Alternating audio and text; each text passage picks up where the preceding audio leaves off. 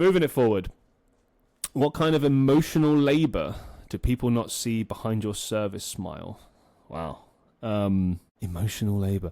Well, I suppose the biggest one is what I mentioned before, and maybe this is a lesson. I said at the beginning of all of this that this show would be as much for customer service workers as it would be for people who've never worked in customer service. The next time that you're considering screaming at someone because you didn't get your discounted cheese or whatever the fuck, consider the fact that the person you're screaming at might be having the worst day of their life. Consider the fact that if you work in an office job, if you work in a field like that, there are ways to kind of get away from it all, to hide away a little bit, to find solace. Maybe what if someone died in your family and you need, maybe if you're working in an office, you can work from home, you can get away from people. If you're working in customer service, you cannot get away from people. You have to put on that smile and you have to play that role and be invested and show that you care when your whole world is falling apart. People turn around and say things like, oh, well, why not take compassionate leave?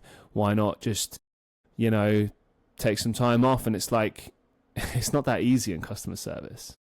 In many jobs, you don't get paid holiday, There's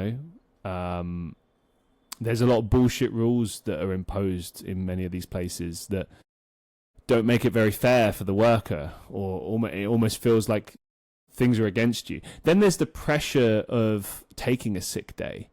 When your team is a skeleton team, or, people are really relying on you to get things done because we just don't have many reliable people or something like that, there's a lot of pressure. And if you take a sick day, you kind of feel like you're letting everyone down. So there's almost pressure to show up even when you're really, really struggling. There's a lot of emotional labor, emotional turmoil involved in it. I see people sometimes come in and I can see it in their eyes, tell by the look on their face. And, you give people space as much as you can, but this is a job that very much kind of demands things of you sometimes. Sometimes you have to generate conversation, and, like if you're a bartender, for example, you have to be a psychologist, you have to remedy people's loneliness, you have to fix problems that are better left to therapists.